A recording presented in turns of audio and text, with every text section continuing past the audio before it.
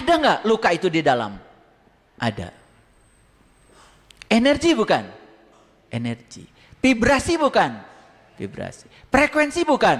Frekuensi. Memancarkan energi tidak? Coba.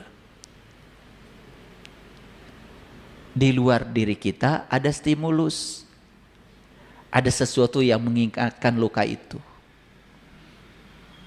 Jadi begitu ada kejadian di luar diri kita, ya, dan kejadian itu mengingatkan tentang luka itu. Pernah ngalamin begitu? Pernah. Misalnya beginilah, ya. Ada orang yang pernah menyakiti ibu bapak. Sebut aja namanya X. Tiba-tiba nama X itu datang, walaupun X yang berbeda. Aneh ya, kok ingat lagi sama si X yang itu tuh. Itu artinya berarti energi itu ada. Saya kasih tahu, saat energi itu ada, dia muncul dari dalam. Perhatikan saya, perhatikan ini bagian yang paling penting. Jangan dilawan, jangan dihakimi, jangan dinilai. Biarkan energi itu ada dan akui kalau itu ada. Jangan bereaksi yang negatif. Ketika kita mengambil sikap yang negatif, apa yang terjadi? Kita sedang menambah luka. Sikap yang negatif itu malah justru menambah luka semakin besar. Inilah karena kita selama ini nggak ngerti bagaimana cara menyembuhkannya. Dilawan, ya. Sesuatu yang dilawan pasti akan melawan. Sesuatu yang akan ditiadakan oleh kita akan. Jadi cara untuk mengambil energinya supaya dia tidak punya kekuatan, cukup disadari, diakui, diterima kalau energi itu ada. Tapi apa yang terjadi Bapak Ibu? Ketika X disebut-sebut, marah. Langsung diceritakan lagi yang lalu. Itu kalian mah. Saya tahu. Makanya tercager-cager. Gak waras-waras. Terus akhirnya apa? Menambah luka, menambah luka. Apa yang terjadi? Program itu bukan bergeser. Tidak ada quantum shift di situ. Yang terjadi apa? Itu dipermanenkan. Makanya kejadian yang sama terjadi berulang-ulang. Keren gak Bapak Ibu alam semesta ini? Keren apa tidak? Keren kalau dipahami. Makanya mekanisme ini kan jarang dijelaskan. Betul nggak? Seolah-olah ini ranah psikologi. Ini sekarang harus masuk ke sini. Seperti kata Menteri Agama. Tempat-tempat ibadah ini harus jadi laboratorium spiritual. Itu Menteri Agama bilang begitu. Jadi jadikan rumah-rumah ibadah sebagai laboratorium. Kalau laboratorium itu tempat eksperimen, tempat mengambil data. Artinya apa? Tempat-tempat ibadah itu bukan melulu hanya melakukan ritual yang kita sendiri tidak pernah tahu. Tetap ini harus jadi laboratorium. Nah makanya saya jadikan nih rumah ibadah jadi laboratorium. Kita coba melakukan proses eksperimen. Ini sedang eksperimen nih, eksperimen. Ini sedang eksperimen. Masuk ke dalam diri lebih dalam. Nah, di ayat ini dikatakan, ya, bagi manusia ada akibat-akibat yang selalu mengikutinya bergiliran di muka dan di belakangnya. Mereka menjaganya atas perintah Allah. Nah, ini yang dikatakan di ayat ini apa? Yahfadunahu. Hafid itu maha penjaga. Yahfadunahu min amrillah. Loh, gimana cara Allah menjaga? Allah sang kehadiran, Allah sang keberadaan hanya merespon semua sebab-sebab yang diciptakan oleh kita sendiri. Bapak Ibu, ketika Bapak Ibu menceritakan keburukan pasangan, tambah sembuh tambah buruk. Yang benar. Tambah sembuh tambah buruk. Kenapa? Udah tahu sekarang hukumnya? Ketika kita menceritakan keburukannya, maka apa? Ya, kita berarti masih menolaknya. Berarti kita belum bisa menerimanya. Apa yang terjadi? Dia akan terus dihadirkan keburukan itu terus menerus sampai suatu saat kita sembuh. Saat dimana kita bisa menerimanya.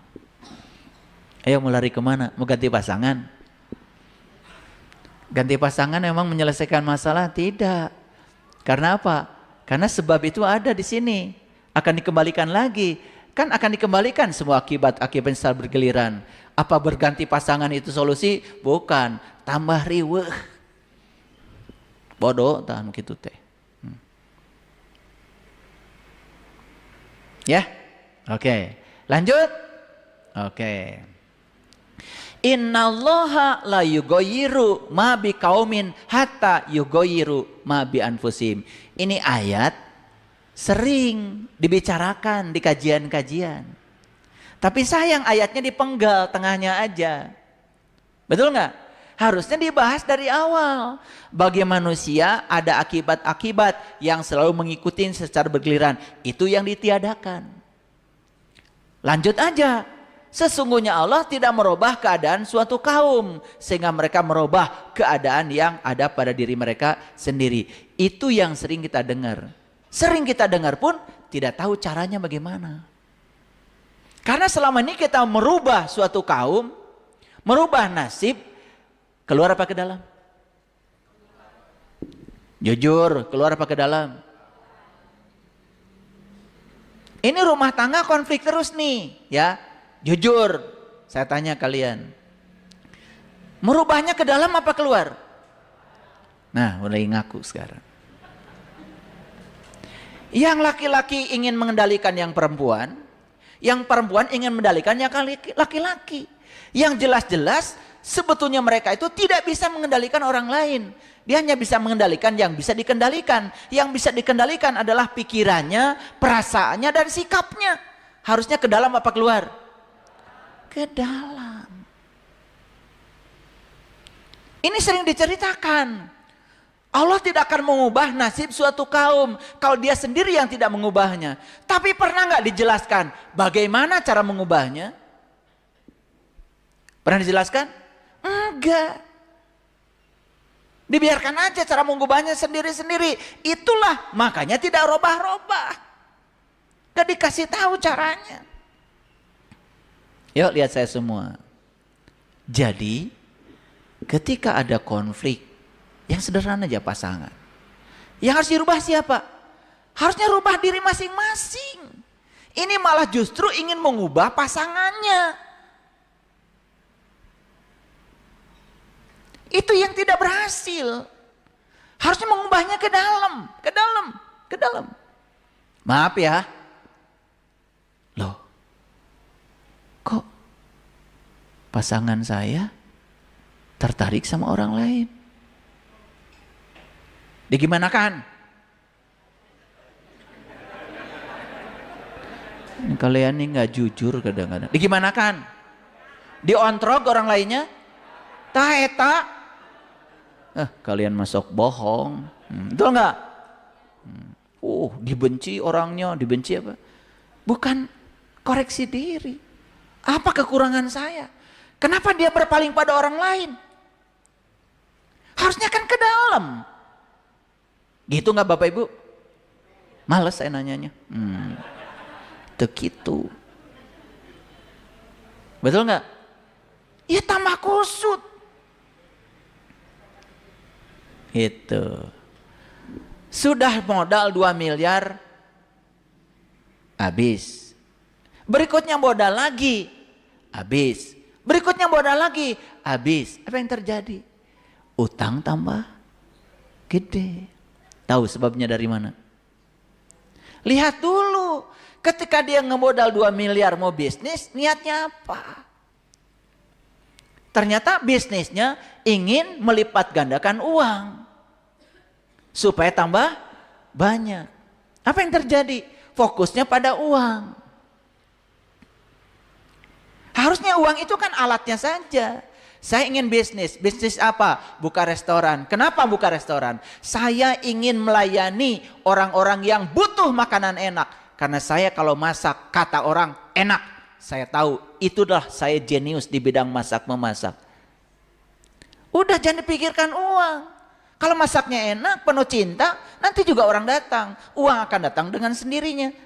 Biarkan uang mencari kita, bukan kita mencari uang. Sudah bangkrut sekali, tambah lagi, bangkrut lagi. Gak ada yang diubah kesadarannya. Tidak mengalami quantum shift. Tidak ada pergeseran kesadaran.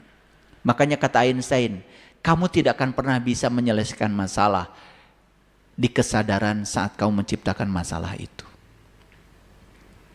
Sudah jelas yang menciptakan masalah itu kesadaran kita. Nah kita mencoba ingin menyelesaikan masalah di kesadaran yang sama atau mualtiasa.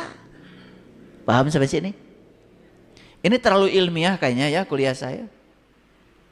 Tapi ngerti ya? Ini harus dibahas ayat ini. Ya. Gimana cara merubah nasib? Lihat ya, miskin itu menurut riset semua ahli neuroscience berasal dari perasaan miskin. Bukan karena tidak bekerja, bukan tidak kerja keras, bukan tidak banyak waktu untuk kerjanya, bukan tidak banyak modalnya, bukan. Miskin itu berasal dari perasaan miskin. Nah sekarang, kalau miskin berasal dari perasaan miskin, berarti kita harus mengubah dulu dong perasaan kita. Betul nggak? Ketika perasaan kita tidak dirubah, dan itu masuk di alam bawah sadar, walaupun di pikiran sadar, saya ingin kaya, saya ingin sukses, ingin kan? Setiap ingin itu pasti digerakkan oleh rasa kekurangan. Betul?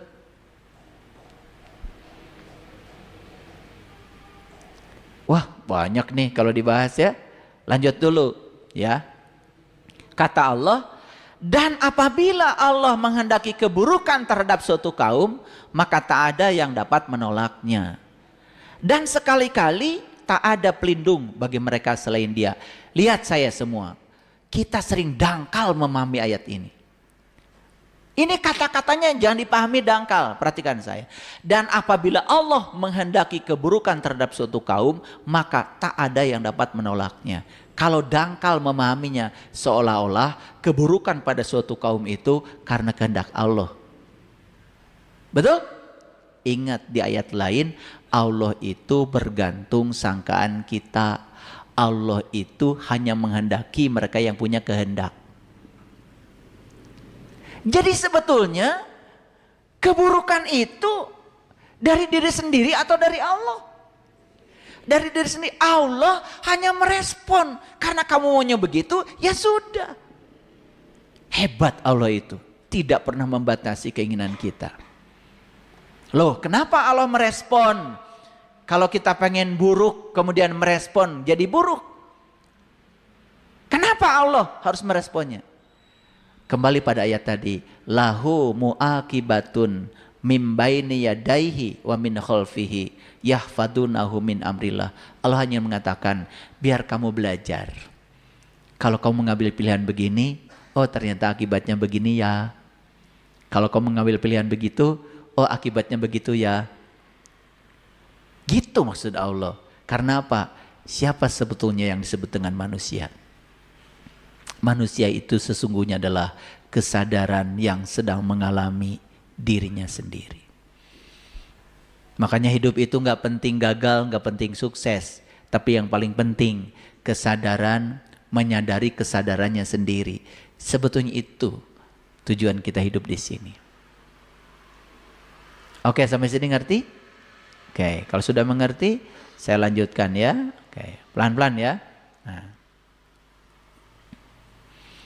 Di ayat lain di surat Al-Anfal nih, boleh dicatat. Al-Anfal itu surat ke-8 ayat 53. Zalika bi annallaha lam yakum mughayyiran nikmatan an'amaha ala qaumin hatta yughayyiru ma bi anfusihim wa annallaha sami'un alim. Yang demikian itu adalah karena sesungguhnya Allah sekali-kali tidak akan merubah suatu nikmat yang telah dianugerahkannya kepada suatu kaum hingga kaum itu merubah apa-apa yang ada pada diri mereka sendiri. Dan sesungguhnya Allah maha mendengar lagi maha mengetahui. Nah kalau tadi Allah cerita nasib. Kalau ini Allah cerita nikmat. Kita sudah diberi nikmat nih oleh Allah. Nah nikmatnya sudah diterima oleh kita. Itu nikmat itu tidak akan berubah kata Allah. Kalau kamu sendiri tidak mau mengubahnya. Sekalipun itu nikmat. Jadi artinya ayat ini memberikan kebebasan. Bapak Ibu. Berdasarkan ayat ini berarti kebahagiaan itu terbatas atau tanpa batas? Keberlimpahan itu berbatas atau tanpa batas? Harusnya tanpa batas. Loh kenapa sekarang berbatas? Siapa yang membatasi? Lagi-lagi muncul lagi. Ternyata yang membatasi semua adalah diri kita sendiri. Jadi sekarang kita bebaskan. Pahami ayat ini. Ternyata selama ini yang membatasi semua saya, realitas saya adalah diri saya sendiri. Ingat ya, kalau dengar kajian saya jangan cuma asik mendengarkan, tapi harus langsung praktek. Gak praktek percuma. Ya, karena saya menyampaikan ini karena saya sudah mempraktekannya. Yuk Bapak Ibu. Lihat ini. Jadi sebetulnya di alam semesta ini ada satu kekuatan. Tidak terlihat tetapi nyata kekuatannya. Tidak nampak tapi nyata kekuatannya. Kekuatan itu bernama kesadaran. Ada yang memberi nama kekuatan itu bernama cinta. Itu namanya aja. Yang jelas kesadaran ini adalah sebuah kekuatan yang positif. Dan kesadaran ini yang mencipta segalanya. Untuk apa? Karena kesadaran ingin mengalami dirinya sendiri. Jadi kalau begitu, realitas dulu atau kesadaran dulu? Kesadaran dulu. Jadi Bapak Ibu sekarang tahu kalau semua realitas ini sebenarnya produk dari kesadaran. Makanya sekarang jadi mengerti ya, di agama Hindu, di agama Buddha, sahabat-sahabat di keyakinan itu jarang bicara tentang Tuhan. Mereka lebih banyak berbicara kesadaran tertinggi. Saya pernah belajar tradisi mereka. Saya selidiki kenapa ya, kalau di Islam dikit-dikit kan Allah, dikit-dikit kan Tuhan, sakit dari Allah, miskin dari Allah. Saya sering bicara dengan mereka, kenapa ya di agama mereka itu jarang bicara Tuhan. Tapi mereka bicara kesadaran tertinggi. Sebetulnya yang dimaksud ya dia juga. Oh, kesadaran tertinggi. Karena mereka sadar semua realitas ini sebetulnya hanyalah cerminan dari kesadaran yang tertinggi. Bapak Ibu, kalau begitu saya mau nanya. Pikiran dulu, kesadaran dulu. Jadi pikiran itu sebetulnya hanya salah satu segmen kecil dari kesadaran. Karena yang ada itu adalah kesadaran dulu. Bukan kesadaran, bukan pikiran yang menciptakan kesadaran. Ingat, kesadaran yang menciptakan pikiran. Jadi kenapa tercipta pikiran-pikiran yang buruk? Yaitu karena kesadarannya begitu. Kualitas kesadaran yang mencipta itu. Ulangi lagi. Jadi kalau kesadaran yang mencipta segalanya, sebetulnya kesadaran ini sedang ingin mengalami dirinya sendiri. Makanya cocok dengan ayat yang tadi, bahwa ya setiap sebab ada akibatnya. Untuk apa? Untuk melatih. Makanya realitas ini sering disebut dalam fisika kuantum sebagai ilusi. Hati-hati, walaupun ilusi, tapi realitas ini justru sekolah bagi kesadaran. Sekolah bagi kesadaran untuk meningkatkan kesadarannya. Paham sampai sini? Oke. Memori kesadaran itu tak pernah sirna, Bapak Ibu. Jadi di sini tuh ada sebuah memori, ya. Tidak pernah sirna. Dan memori ini akan selalu ada. Kita hidup mati, hidup mati, hidup mati. Bumi ada, bumi tidak ada. ini memori kesadaran ini akan selalu ada dan bersifat abadi. Lihat saya semuanya. Apa yang abadi di semesta ini? Ya ini. Ini. Ruang kosong ini akan ada selamanya. Yuk sekarang sadari, Bapak Ibu, sadari. Sekarang di fisika kuantum ada yang namanya quantum entanglement. Quantum entanglement itu begini. Kalau ada dua partikel yang pernah berinteraksi, walaupun dia berpisah sejauh apapun, jaraknya tak terbatas, dia akan tetap terhubung. Kepikiran nggak? Siapa yang menghubungkannya? Ini. Kan ada di sini, betul nggak? Ini ruang energi, ini ruang frekuensi. Sekarang saya mau nanya, apakah Bapak Ibu dengan saya terhubung? Siapa yang hubungkan? Ini. Sadar? Sadar. Jadi kita mengambil energi dari ruang yang sama? Apakah nanti ketika kita melepaskan napas akan dilepaskan ke ruang yang sama? Kenapa takut? Jadi sebetulnya ketika hidup nih sekarang ini, sebenarnya kesadaran sedang ingin mengalami pengalaman hidup lewat tubuh ini. Jadi segala pengalaman hidup sebetulnya yang paling penting disadari. Lihat saya semuanya. Pada akhirnya tubuh ini pasti hancur. Kenapa? Fase kehidupan kan begitu, ya. Lahir anak yang lucu. Ya. Habis tuh lucu. Ya. Setelah itu kemudian berkembang. Setelah berkembang, berikutnya apa? Layu kan? Ini. Udah lewat. Lucu udah lewat. Ya, berkembang sudah lewat. Ini kan udah fase layu nih. Layu. Betul nggak? Setelah layu kan habis, tidak ada. Tapi saya mau nanya, apakah ketika kita nanti sudah habis tubuh ini, apakah kesadaran masih tetap ada? Masih tetap ada.